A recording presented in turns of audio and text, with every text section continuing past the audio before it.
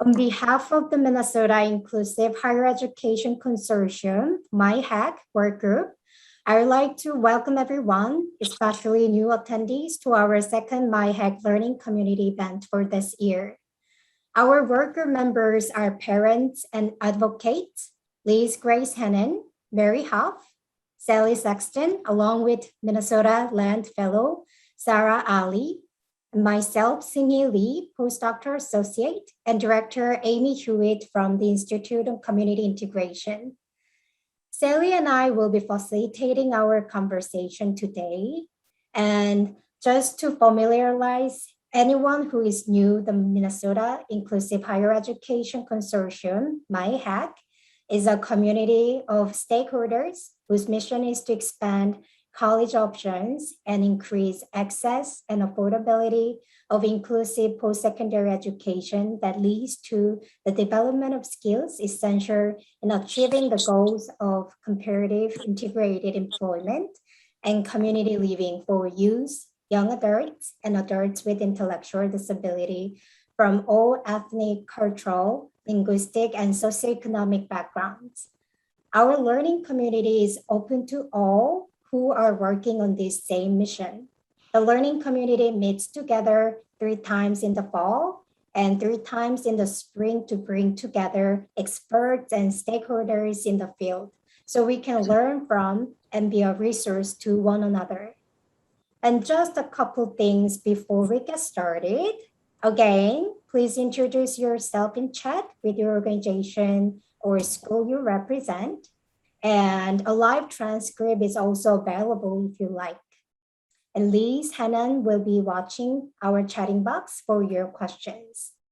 We are recording this event for your reference later, or if you want to share this with your colleagues. We will have a poll after our presenter, and we will appreciate your feedback for planning our future events. The time from 4 to 4:15 is set aside for anyone who would like to stay with further questions with our presenter. And finally, you will receive a follow-up email with a link to the recorded meeting and presentation materials. And here is our agenda for today as a reminder. And yep. The intended outcome for today's learning community event is to gain insight and learn from an expert in the field, Amy DeGatti, about how each Think College inclusive higher education program standard area is thought through, planned for, and what it looks like in operation to create an inclusive higher education initiative using best practices. Think College is the National Coordinating Center for college options for students with intellectual disability. And we have some guiding questions for Amy to navigate these topics, and we welcome contributions and any questions from our community here during this discussion. Please post in chat or raise your hands for any questions.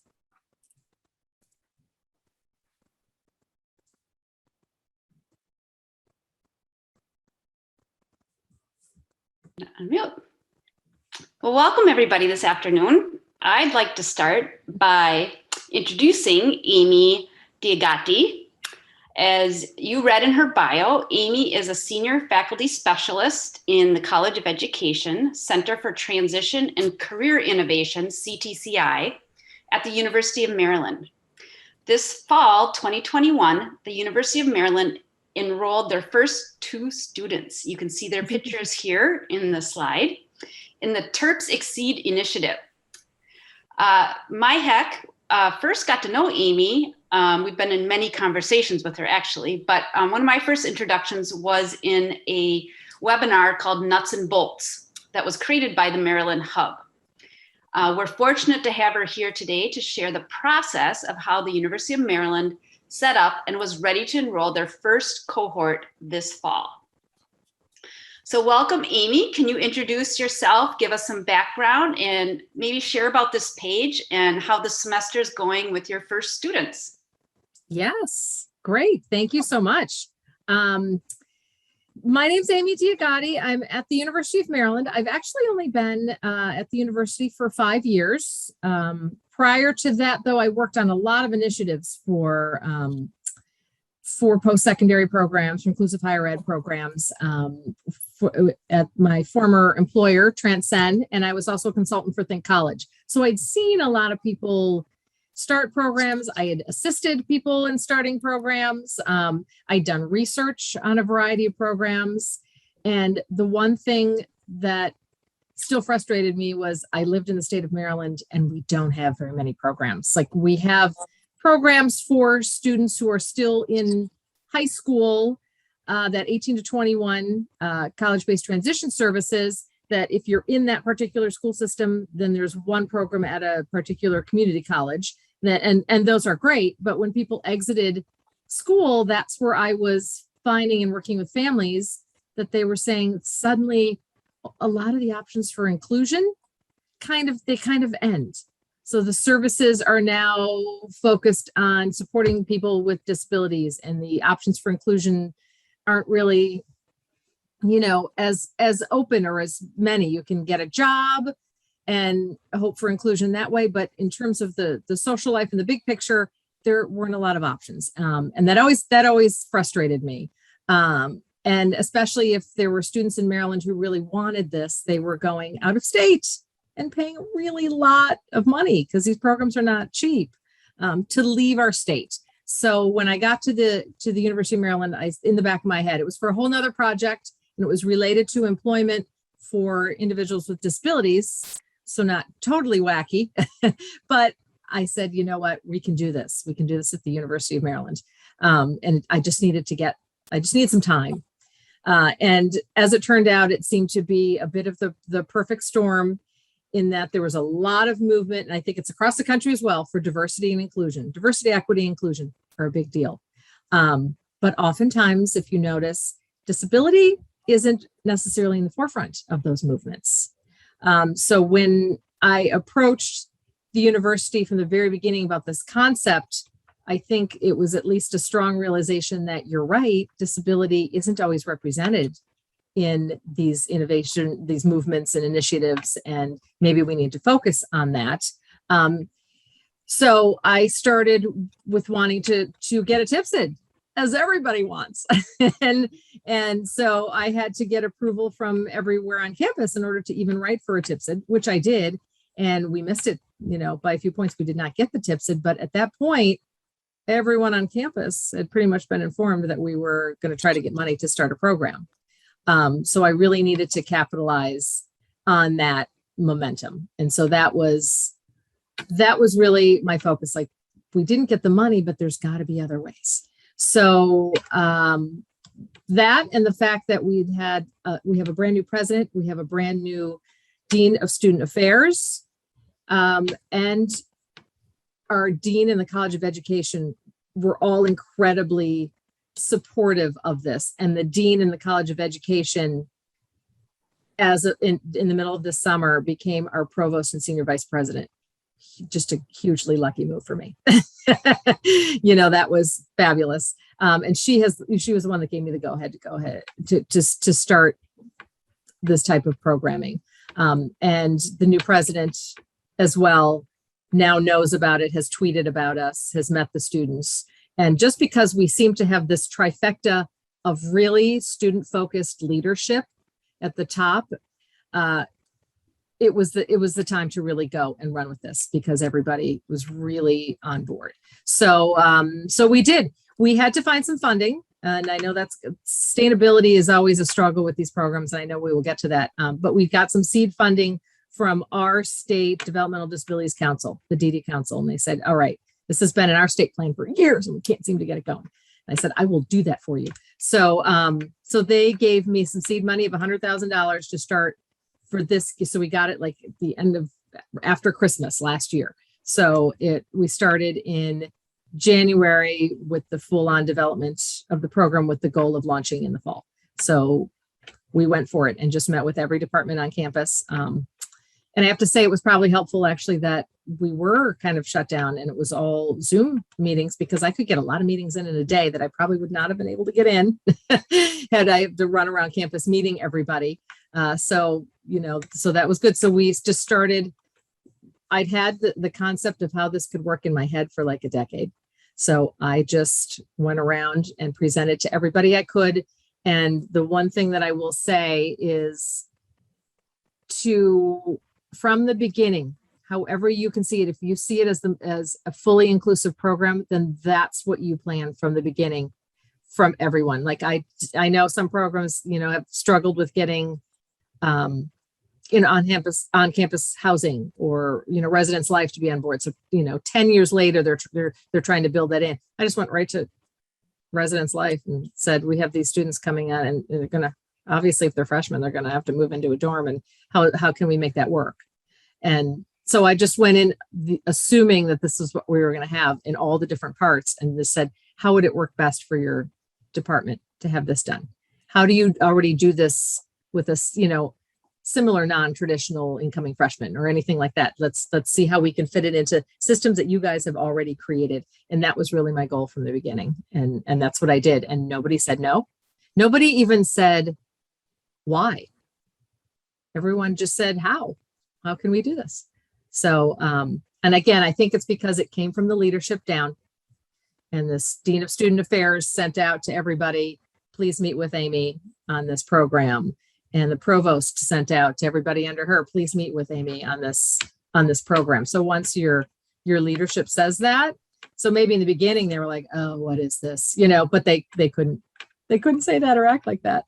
So we opened strong with just people saying, how can we do this? And spent the time to build it. So this is just our page. These are the two young men. We actually had 5 applicants. It was a pretty quick turnaround because we launched, like March 1st, the application, we created it all open and said it closes March 30th. So that's a big decision for families to make. I mean, if you think about sending your kid to college, you think about that for years and years and years, not 1 month. And figuring out how to pay for it, because in this first round, we didn't have anything up and running yet. So we're not yet a comprehensive transition program for financial aid. We are now submitting that application, so the next round can. So it had to be people who would be willing to pay tuition, room and board with the program that was building as they were going. So I was thrilled that we had 5 applicants, and we made an offer to 3 students and 2 accepted. And here we are with Hari and Zach, which is very exciting. And they're both actually, the families are fabulous and great. And they've both had this dream of going to college. So Hari, who is the shorter of the 2, he is the oldest in his family, and he's got a brother who is a senior in high school. And so their sort of dynamic is he's always, went to middle school first, went to high school first. And really his brother has always been known as Hari's brother, because Hari's very social and he gets around, and he's always been a big part of inclusion. And he gets to do it again. I mean, his brother's going to apply to University of Maryland, and Hari's like, let me show you how it's done. So it's a really nice dynamic that the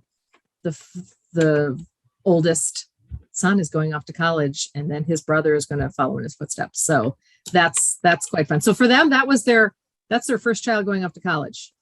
So they were feeling all that, oh my gosh, my first child is moving out, which I totally understood, because I have a daughter. My oldest is a freshman at Maryland. So I'm going along. It's like I have 3 students there and going through the same process. And then Zach comes from a family who everybody went to Maryland.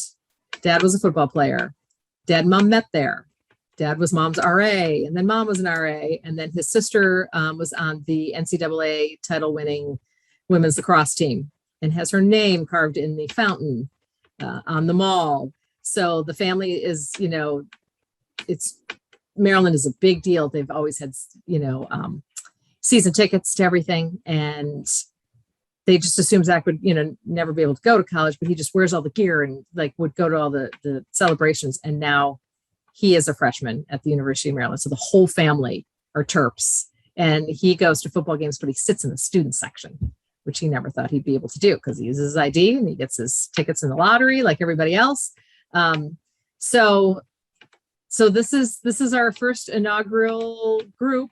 And we are thrilled so far. It's going great. And I think a lot will come out in those questions. We've had a lot of good press. We even had a 2-minute segment on NBC4 Washington, D.C. They came out and interviewed the students and did a 2-minute segment on the news, which was great. We've had a couple different articles around it. So it's, on campus now, people are reaching out to me. How can we partner with Terps-EXCEED? Which is really a great place to be in starting a brand new program, is people reaching out to us.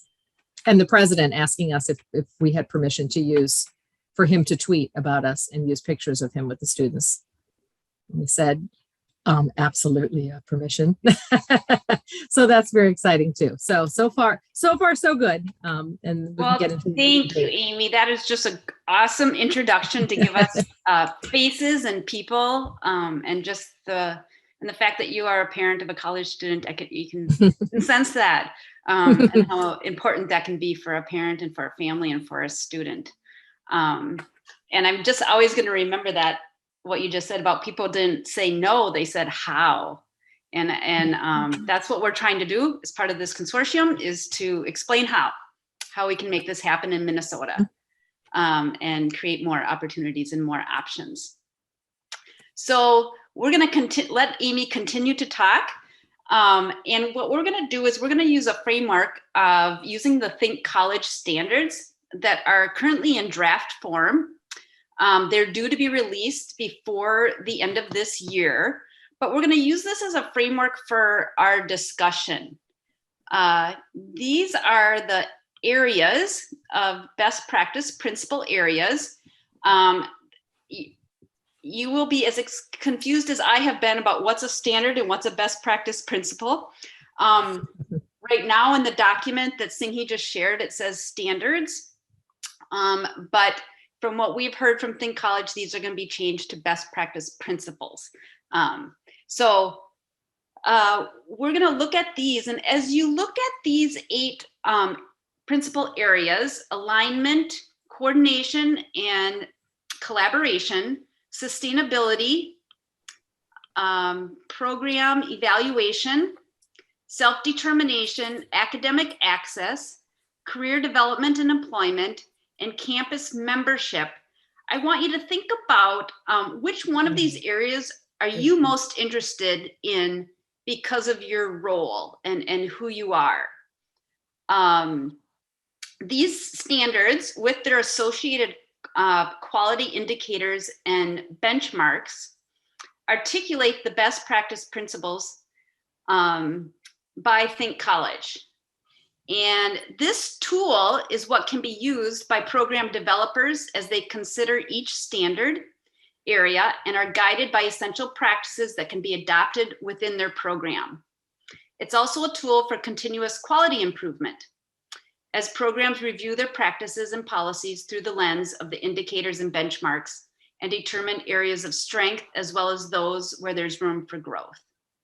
So if you could type into the chat, this is just going to give Amy some feedback and us some feedback about what area you as a stakeholder are most interested in. I'll give you a minute just to type in which area you are really looking, and maybe it's all of them, that's okay.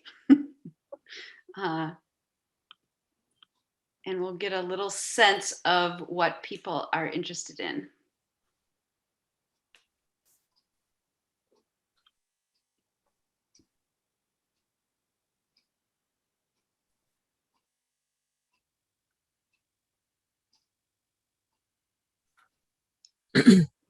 Okay.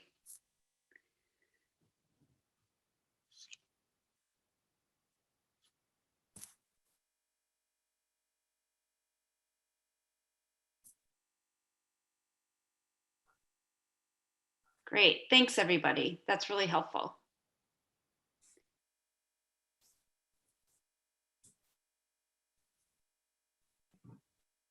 Awesome. Okay, well, I'm going to stop sharing the slides here, and then we're going to start with the questions, and there's going to be one question related to each area. So if you have specific questions, that you want to ask. It'll follow this format. And we will start, Amy, if you're ready to go, with the first question, which is describe the Terps-EXCEED alignment and coordination with the existing college systems, including academic advising, admissions, housing, and the pathway to achieving an employer business recognized credential.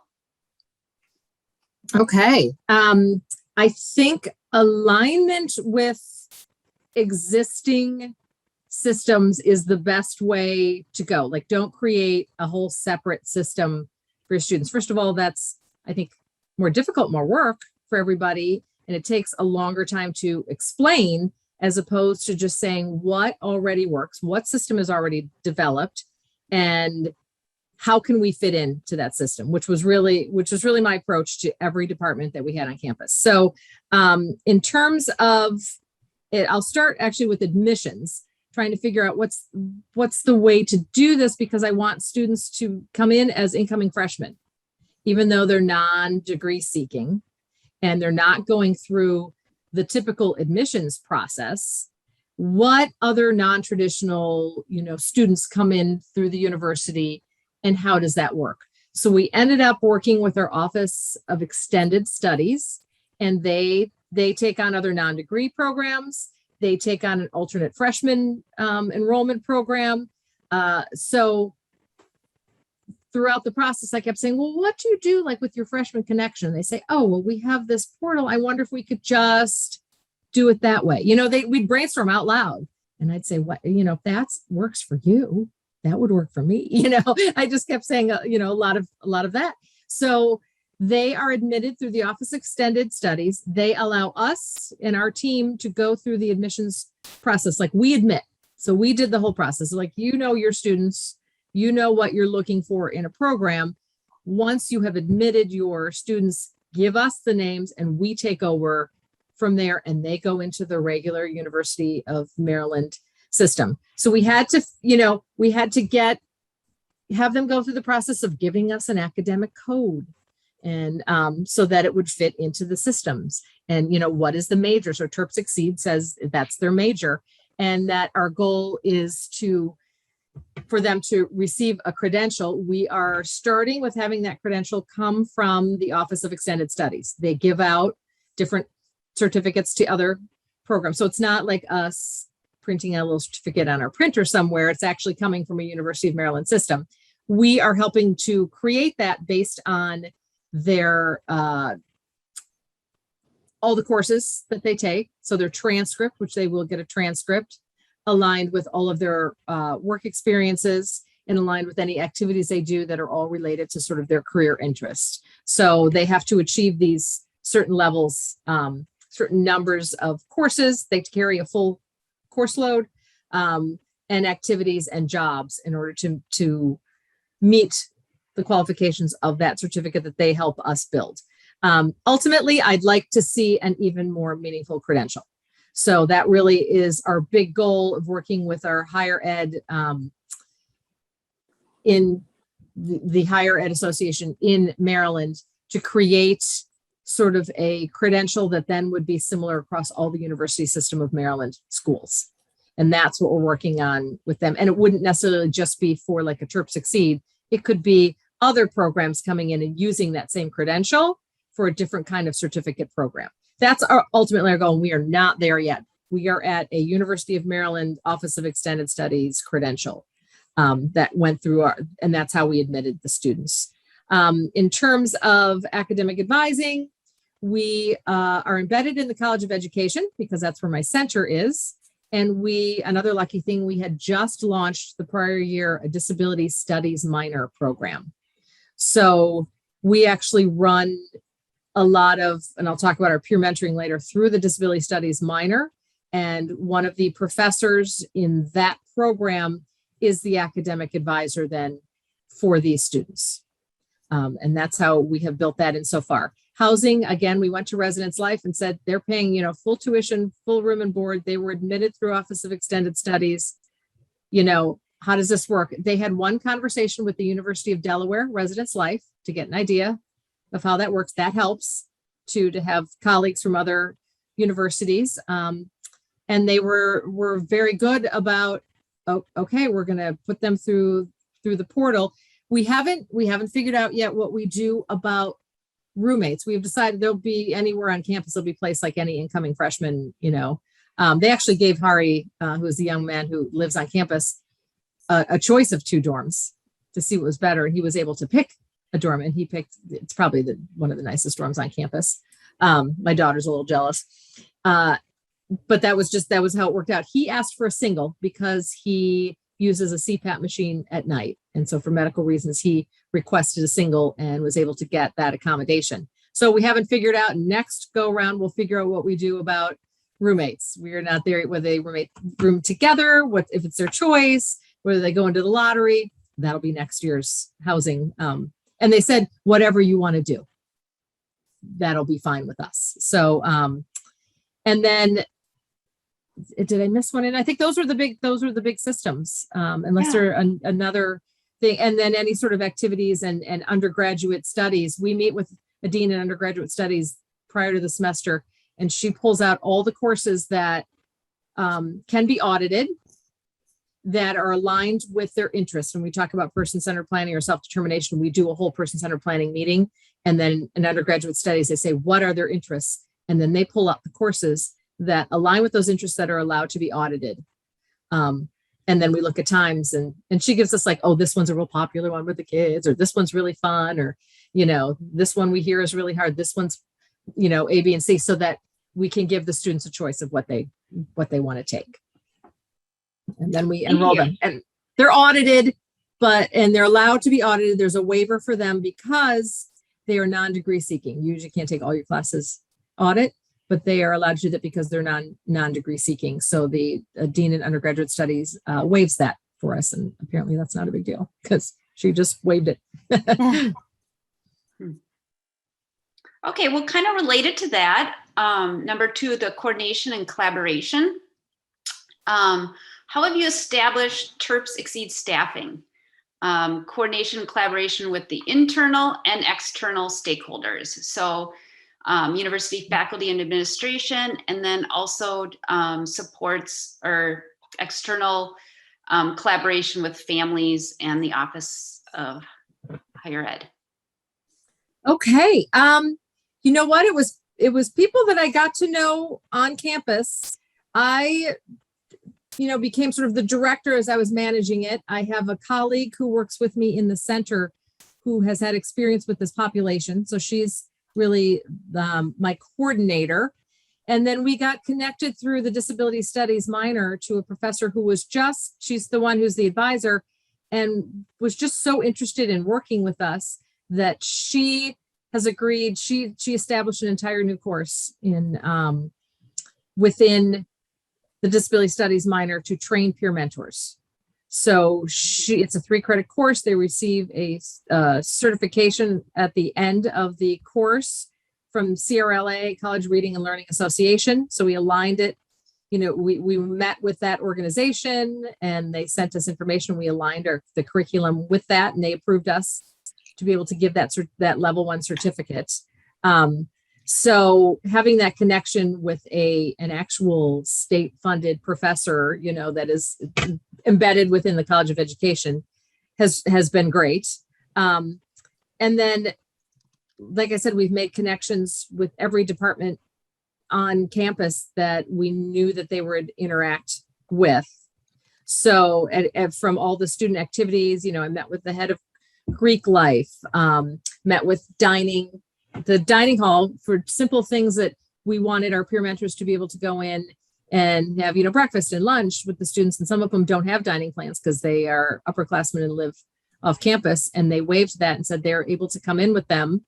And then they realized then it was weird because they weren't eating and the students were. So they said, we'll just give a pass to anyone who's a peer mentor to let them come in and they can have breakfast with them. We waived that just because we love the program. So it's amazing what, when you start meeting with everybody, how everything, kind of aligns. So everybody, I just make sure that everybody is always connected. Office of Extended Studies, then is connected to the registrar's office. So they speak the same language and they use the same code for everything. And then we meet regularly with the families. I've also done presentations to a bunch of the local school systems that are surrounding University of Maryland. I mean, eventually, I would like to do them for all the counties in Maryland. We have presented to the transition staff from every county when they come together for a meeting, so that they are aware of this. We've presented at the Parents' Place of Maryland to reach out to families so they know that this is an option, and to give an idea of what we are looking for in students and what students would expect if they came to the program as well. So just trying to get the word out, and it's been really helpful since we've had some good media, that in order to reach out to people, I can send 3 articles and a news clip from NBC so that people get a better idea of what the program is about. So we're going to have a huge rush of people applying next year, which thrills me and makes me very nervous at the same time. That's a good problem. That's a good problem. Yeah. I hate saying no. It's one of those things though. I was told by a number of programs, start small. Yeah. And a lot of it started with 1. So we started with 2, and we were sad we didn't start with a 3rd who just wasn't quite ready, but I'm now thankful because it takes a lot. I mean, when I explain the whole peer mentoring scheduling of supports, it's this massive spreadsheet of 15 mentors and 2 students. And I think, how do I scale that up to like eventually maybe 10 students? Like, how many mentors am I going to need? What does that spreadsheet look like? That's going to be crazy. So it's good to start small though, because then, you work with a few instructors. So we meet with the instructors. I met with all the professors before the students were coming. But while CCing their dean, because I was told to do that by the president and the provost, so that they, know that they've sort of been selected and are representing this first cohort. And then I meet every other week with those professors to make sure that everything is going okay. So it's keeping everybody informed and checking in with everybody all the time, just to make sure that we're catching everything. And if things are, anyone struggling, that we can step in is really the goal. So it's me, it's my coordinator. We do have a person in the Career Center who is the Director of Career Development for students with disabilities. So she's teaching the course, the internship course through the Career Center. And then I, with my money, was able to get a graduate assistant who was great, because then you have a student, a very mature student, but still a student with them, because trying to avoid me walking around and going to classes with the student, because it looks like it's mom going to school with them. Nobody wants that. So making sure that we have, enough students and student level folks that can really embed them within campus life. And student life is also very important. So that's really, we have a very small staff. That's us. And we were also able to hire a young man with intellectual disabilities who went through the George Mason program years ago, because he couldn't go to Maryland. He knows Maryland. His parents both work at Maryland, and has grown up on that campus. So we hired him to be a peer advocate, to provide supports and to do marketing and outreach for us as well.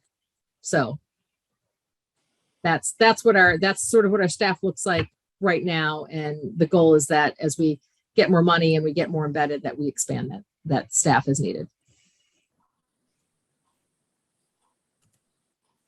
Okay, let's move to the next question. Actually, this question is also really related to the previous question.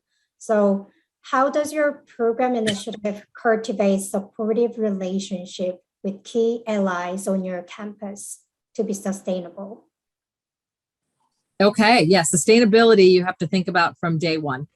And when you just started with a small seed grant, that's definitely what you think about. We have a very strong relationship with our development office in the College of Education, who has spent a lot of time reaching out to alumni and, the Board of Visitors, and they have all the connection to outside funding that way. And we were able to make a number of presentations in the first 6 months as we were launching. And that's right now what's going to keep us going for the next 5 years at least, because we got a gift of $100,000 over 5 years, and then another gift of $200,000 over 5 years from alumni who love this concept. So, and that development office keeps us connected to foundations, and also is real strong. And because they want to keep this going for the people who have donated a lot, they're a real strong advocate for getting, state funded positions for us to keep this going as well. The dean's office, we're currently looking at trying to get part of a peer mentoring coordinator position funded through the dean's office as state money, which is very exciting. So my department chair has said he would like us to write something up, and he is going to try to get some state funded money, which would be another way to keep us going, to have some of that that money as well. And just at every department that the students have to interact with is something where we go in ahead of time. We don't just try to slip in. We go in ahead of time and explain the program, explain that it's here, but always say, but they're just incoming freshmen. So we're just going to treat them like incoming freshmen, just letting you know that this is a brand new, really exciting program on campus. So everybody gets very excited. And then you get some media, you send out the media, and so we continue to reach out to whoever we can to make appointments. So we have people now to the point where we're getting people reaching out to us. Another peer mentoring kind of program for freshmen has reached out to us and said, oh gosh, that would be great to do. Somebody who's the chapter of CEC, they started a chapter at University of Maryland, reached out to say, can we start doing events with Terps-EXCEED and our students? So we do get calls of people all over campus reaching out and saying, can we, is this something we can do? And now we're starting to reach out for internships. And so we've been making contact, and then other departments we haven't even contacted yet. It said, hey, is there any way that we could get a student, one of your students might want to work here. So before we even get started, they're already reaching out, which is really ultimately what you'd love to do, particularly as a job developer, is have those options. Yeah. Thanks for sharing everything. And then our next question is, what ongoing evaluation system is being used to monitor and collect information to improve your program quality? Any evaluation data system? Yeah. Yeah, that's a really good question, because we don't have one yet. We have a lot of monitoring of the peer mentors because it's embedded into a course.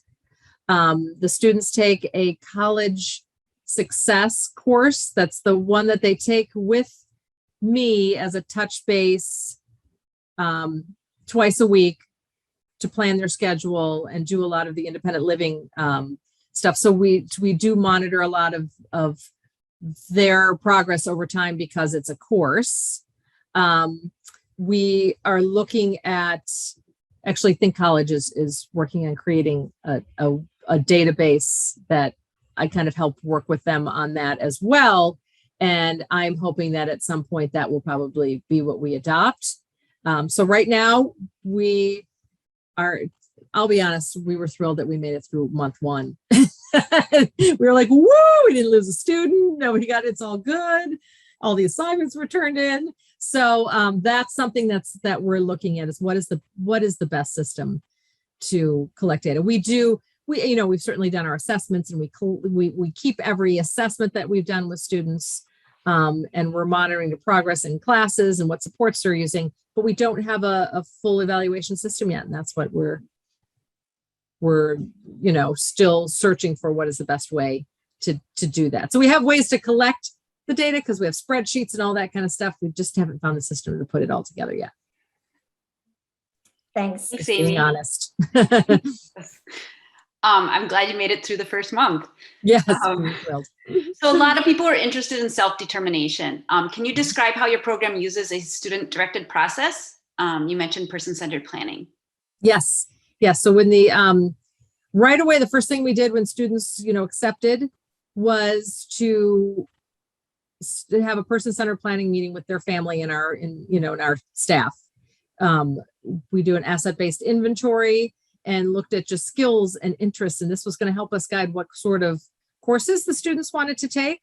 as well as what types of internships, jobs, and ultimately, career they wanted to pursue. Along those lines as well is on the funding side, and this also goes into sustainability. This crosses all of them. Is like, how do you fund some of these programs and have it directed for that student? So we are in the process of creating like an interagency team around each student. So we realize that each student that comes to us is going to be eligible for a variety of different service funds, just depending on their age, who they are, what services they've already applied for, what's been established. So, and we have a good sampling right now because Hari is pretty young. He's 19. He can still access pre-ETs, which we are about to figure out the best way to do that. Whereas Zach is 25. He is beyond pre-ETs. Hari had a pre-ETs case. And so we're having him open up a full VR case in addition to that pre-ETs case because he has exited the school system. Zach is reopening his doors, full VR case. They both are on the self-directed waiver with Developmental Disabilities Administration. So now what we do is we are in the next 2 months bringing together for each family, each student and family, their whole team. So they're, whoever is in charge of their Medicaid waiver and their student-directed, self-directed funds through DDA, their doors counselors, and we're all coming together to figure out what is the best way to pay for supports for employment.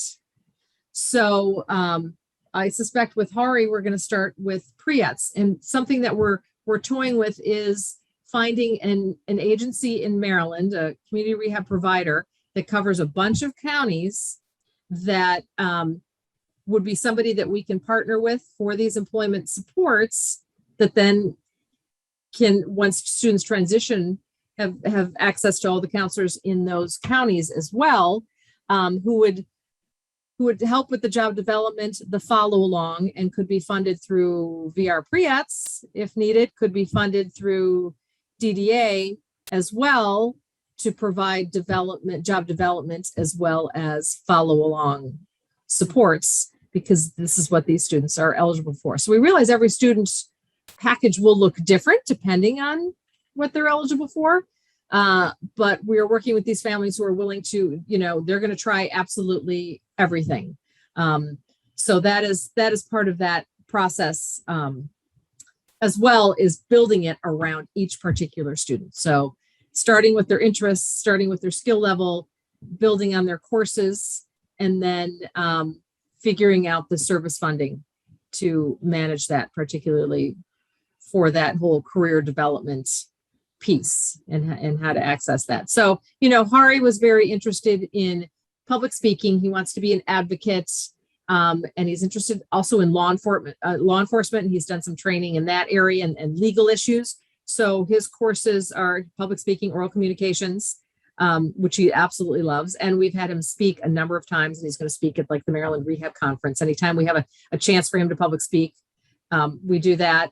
And then he's taking Intro to Criminal Justice as his other course, and then his internship course and his college success course, which is a full load of 12 credits.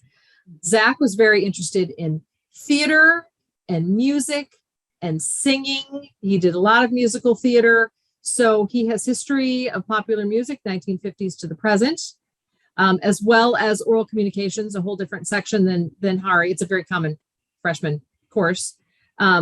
And he treats it like acting. He memorizes and he acts. And then he also takes internship, and he actually wants to work in the sports field for his internship. So that's something we're pursuing that way. He wants to be the basketball manager at the Xfinity Center. So we're working on ways to get him into one of the big sports teams. And then Zach also has an extra credit because he auditioned for the UMD men's course on day one with accommodations, and he made it. He's one of 8. So he had to then enroll in the chorus course because they practice 3 times a week, and he does retreats, and they will have 2 performances. And then clubs was a whole nother thing. And I think that comes up in another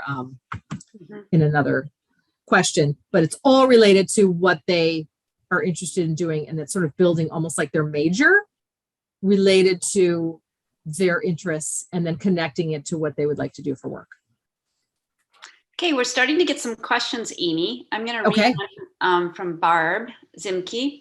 Do you find incoming students' SOP, summary of performance information, helpful to the intake process?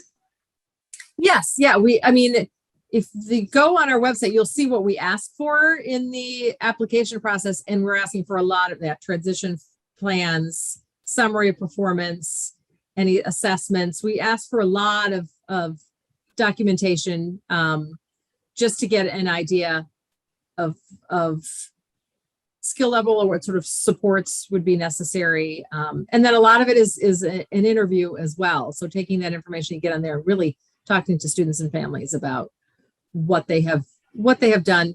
Are they okay with, we don't have one-on-one aides with them, 24/7. So it's got to be students who can, with supports, be able to live somewhat independently and eventually get around campus. After a whole semester of a lot of direct supports from peer mentors, can that fade away? Can they work relatively independently?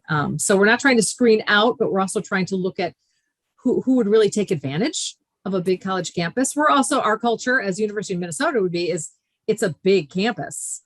There's 40,000 students here, which means there's a lot to offer. Are they willing to, are they okay with a big campus? And do they want to take advantage of all these cool things? There's over 700 clubs on campus.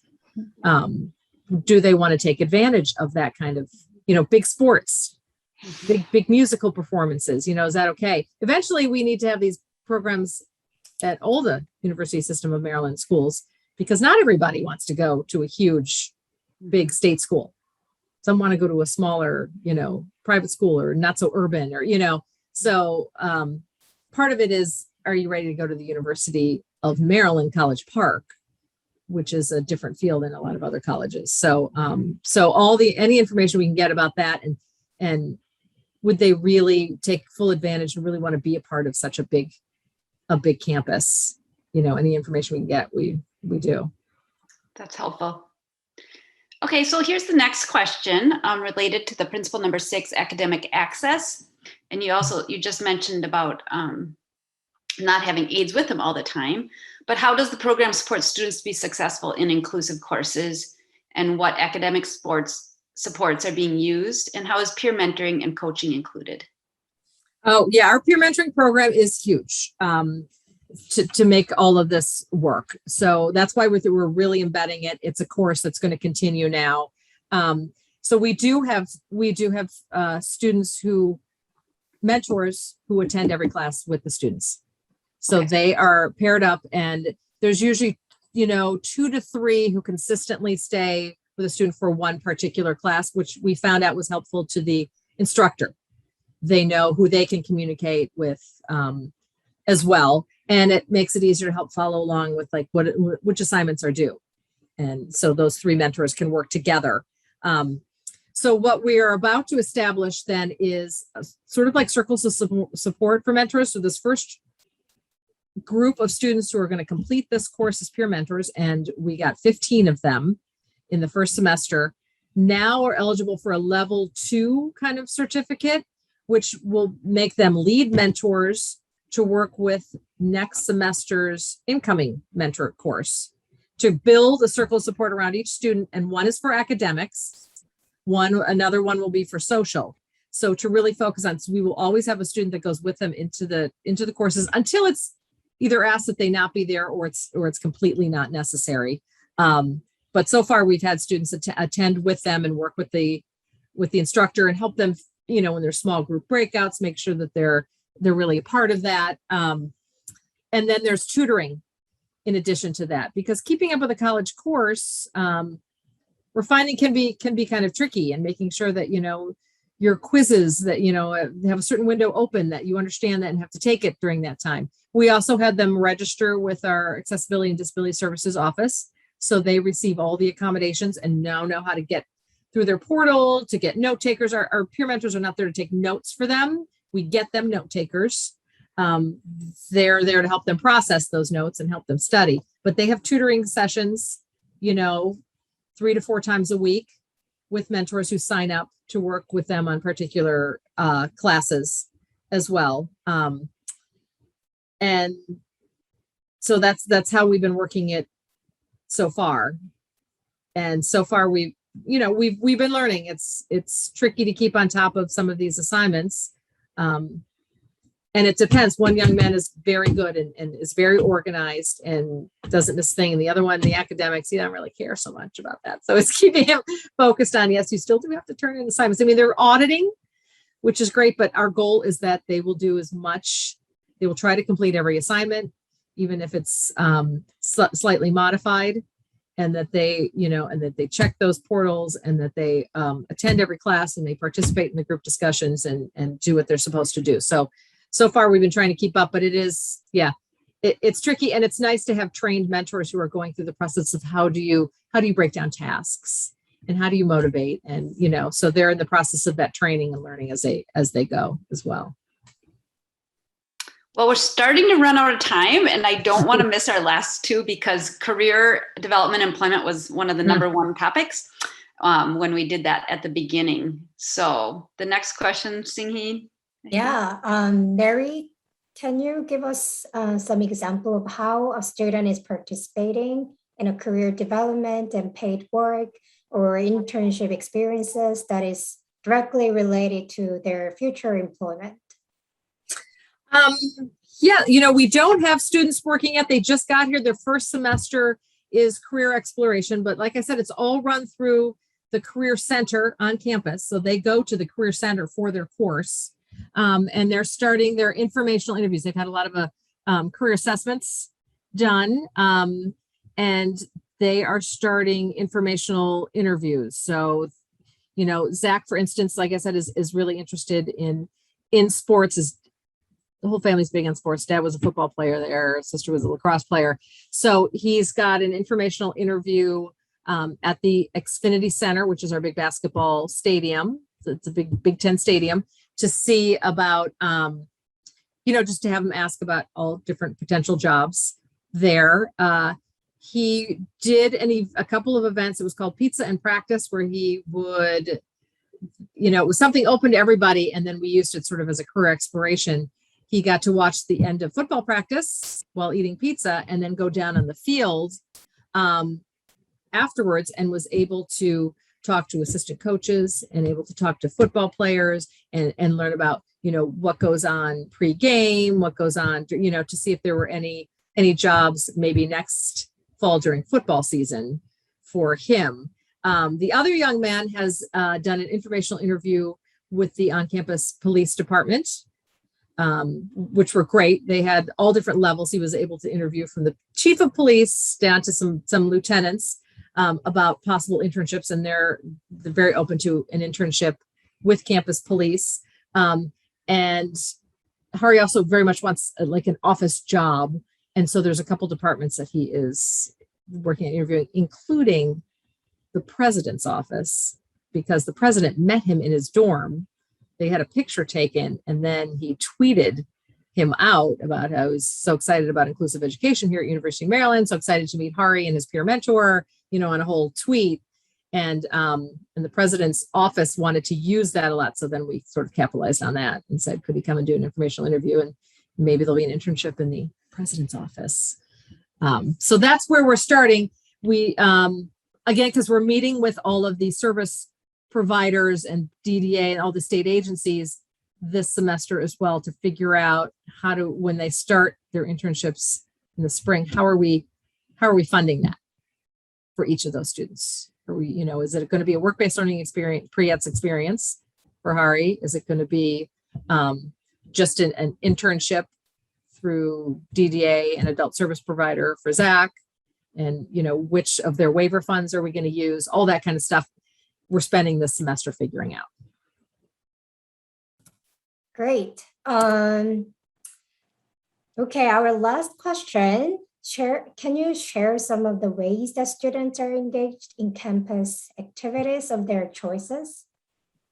Yes, this is huge for us. This is something that we take very seriously about, really becoming incoming freshmen and being a part of the full campus life. So one of the things that our peer advocate does, the young man we hired with disabilities, is he goes through with his support and finds all the activities on campus every week for the week ahead. So like coming up, there's a ton because it's homecoming on October 30th. There's carnivals, there's all sorts of stuff. So we have these lists of activities and what they want to do. And then every Monday, our students come into our college success course. We pull up all the activities and they go, ooh, I want to do that. Ooh, I could try that. But does that fit in my schedule? Does that fit? And then we load them into the spreadsheet, and then our peer mentors sign up to assist them with those. So we've had them do that pizza and practice where they got to meet the football players and watch practice at the end. Hari's done a meditation class. Zach, he works out in the Reckwell, the huge gym. So he does the swimming session, and he does adaptive climbing, which they offer in the afternoons on Fridays for anybody who identifies in the disability community. So he's got a mentor who goes with him for that. Hari has signed up for body pump, and it's with all women, and he loves it. And he goes every Wednesday and does body pump.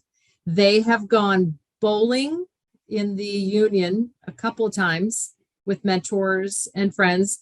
Zach's gone to 3 football games, made the Jumbotron. Hari won a lottery ticket thing when he went to pizza and practice, and he got to sit down front. He took his brother at one of our football games. And then Zach is in the chorus. And then they just had the big first look fair 2 weeks ago, which is where all the clubs go out on the mall. It's kind of insane.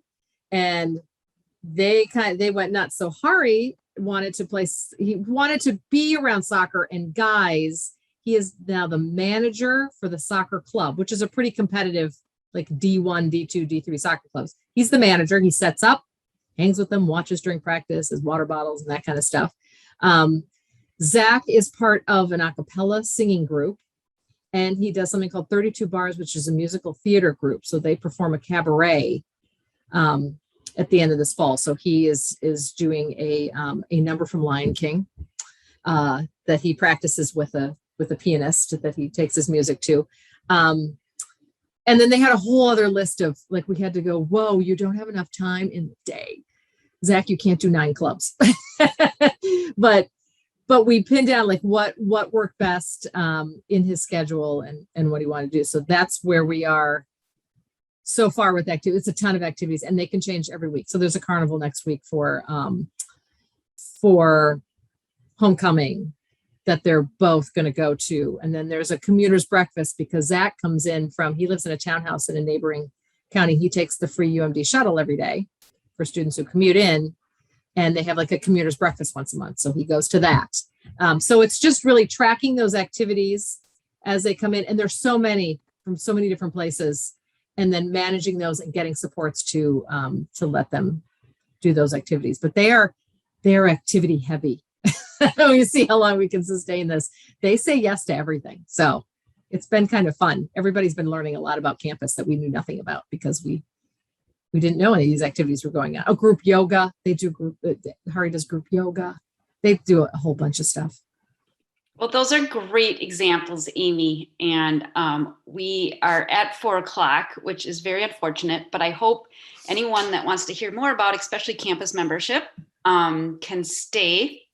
And we will keep Amy here till 4:15. Mm-hmm. So if you have a pressing question, you can stay. And we are going to send out a poll right now for, I'm going to see, Singhi, if you can send the poll, is that possible? I'm going to go through some save the dates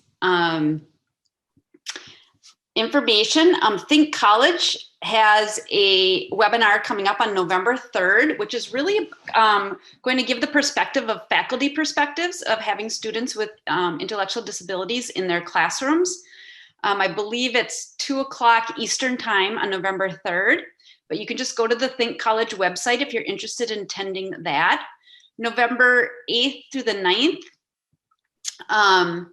is the State of the Art Conference. It's a leadership conference, and there's both a component for students and for families.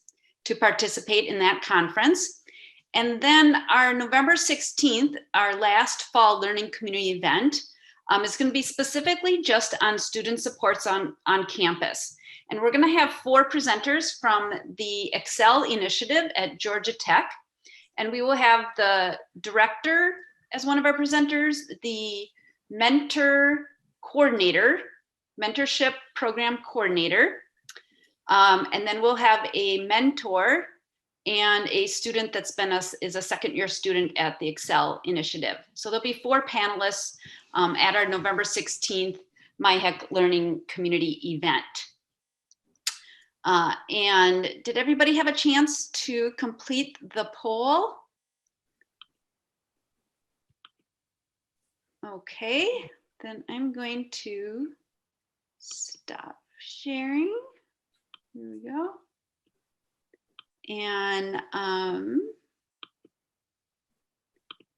yeah, we have a few people still here, which is wonderful. Let me see, I'm looking in my chat to see if there's questions. Is there still a poll on everybody's screen right now? Yeah. Okay, do I need to end it maybe? Give me 1 minute and then Okay. I'll just, yeah. Okay. Amy, I'll just say you did a great job of going through your whole program, and it just made me so excited to hear about all the ways that you're just paying attention to each student's interests and what positive responses you're getting by kind of the way you're approaching it. Just saying, like you expect positive responses and that's what you're getting. Right. And yeah. I don't know if it'll always work, but Yeah. it's worked so far. Yeah. So far. Yeah, it's awesome. I'm just excited about being a part of it. Which is Yeah. great. Yeah, the other thing, the idea of individualized braided funding, Mhm. I think that has me really wondering, because it's been one of our kind of mental blocks that we feel like we need to create this braided funding model that's universal, but you just hit it. It's very individualized, isn't it? You really need a interdisciplinary team for each student, and which seems overwhelming, but I think we've come to the conclusion that's the only way. And we're actually working with Think College on NTACT and Think College working together to come up with a webinar series about that, and we're going to use sort of the process that we're going through as we're going through it. Families have said that's okay to record that and figure out how does that work, because I think you'll have students that will come in that will have a similar profile to a former student that you've worked with, so you can go, I think the best way, it'll start to become easier. Mm-hmm. And it'll be easier to convince whoever their service provider is that this is this is what we did with Johnny in whatever, and this is how it works. So they can go, oh, okay, well, maybe that makes sense. So a counselor can understand how that will work. But I honestly think that the best way to do it is to work with whatever service funds come with the student. Mm-hmm. First of all, making them, aware of what they can access. So we have 2 families that were very on top of it. So they have self-directed funds, and, they have each already hired on their own some extra support. So Hari's mom wanted extra supports for the dorm and hired a grad student. So we helped her find a grad student and used some of his waiver funds. I think his the family waiver, they're very confusing to me. That's another thing. It's just me learning all of these. To access somebody who came in and worked with his dorm. And I just made sure that through Res Life, he had access to the dorm, and he has been helping Hari with just getting situated on how do you live independently in a dorm. And he's already got it. So now he switched to academic tutoring, like his whole role has switched, but it was hired by the parents. So, it'll be interesting as we go through these to see what we come up with. But the other thing we are pursuing is, we'll see if this works. We charge an extra fee along with the tuition, room and board. It's a small $37.50 each semester. But I think we're going to end up paying a lot of our lead peer mentors out of that. Who'll get a stipend to create those circles of support. And by doing that, it's really a direct correlation to their direct supports. and hoping that DDA, if somebody is eligible for DDA funding, that they pay that fee. They won't pay tuition, but this isn't tuition, this is a support fee. So that maybe every student who comes in who's DDA eligible and has this, that DDA picks up, that ends up being $7,500 a year. That should probably be paid for by DDA. And if we can show a direct correlation that the money goes to the direct supports that the students receive in order to be a part of the, this program on campus, I feel like we have a strong argument, and that's what we're pursuing right now with a family who said, you know what, I think DDA should be paying this. And I said, I agree. It's coordinating the direct supports, right? Yes, it's coordinating, and right, exactly. It's coordinating those direct supports and managing those individual students who are going to literally do the direct tutoring and sit with them and take them to classes and go to social events with them. So we're hoping that I'll let you know if that works.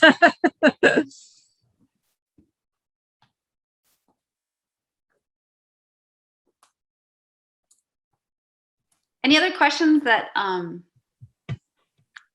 participants have?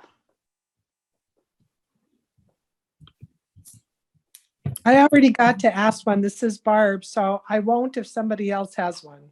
Well, I have one more from Mary Hoff, who is not able to activate her microphone, but she asked if they're going to do customized employment as part of the employment component.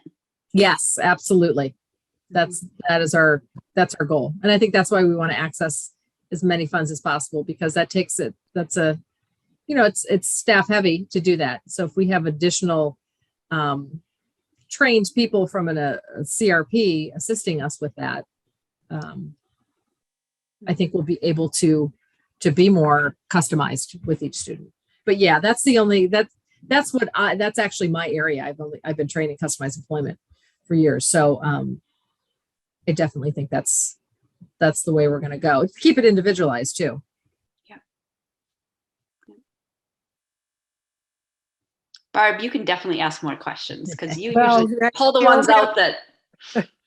Well, no, I appreciate that. And Amy, I know you from your work with Transcend, and I've seen your presentation related to employment before, and I'm just so excited to see you working in this part of the world.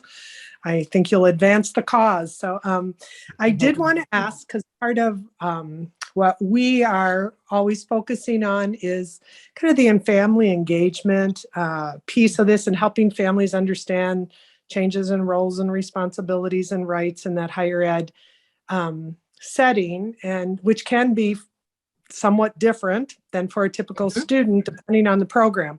So I just wondered if you could give us just a feel for how you're handling that in your program. Do students sign their, FERPA waiver? Do you have direct communication at any point in the process with families? And do you establish kind of standards for their involvement? Yes, that's part of the application process. Is they have to go through what every other freshman do, and the students have to, sign something that says you can talk to my parents about, all of this.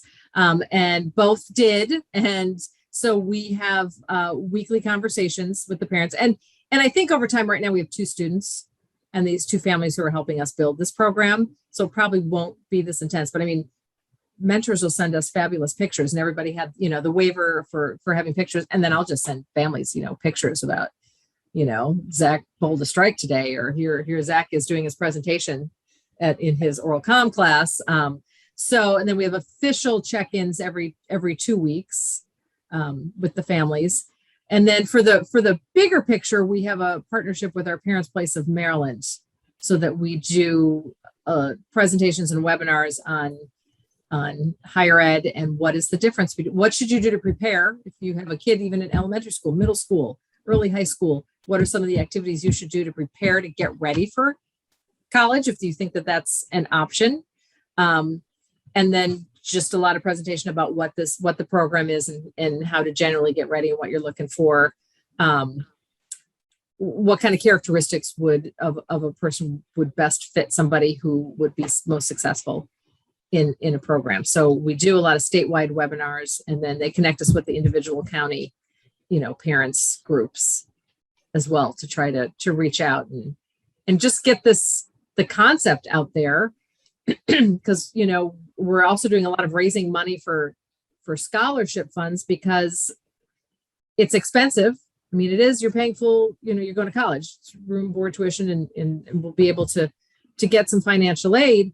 But a lot of families did whole 529 plans for all their kids, except their kid with an intellectual disability, because it wasn't an option. Nobody thought about that.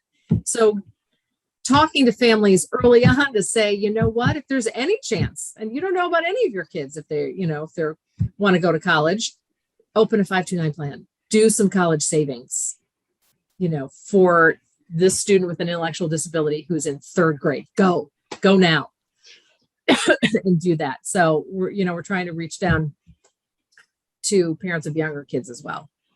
Great, thank you. Mm-hmm.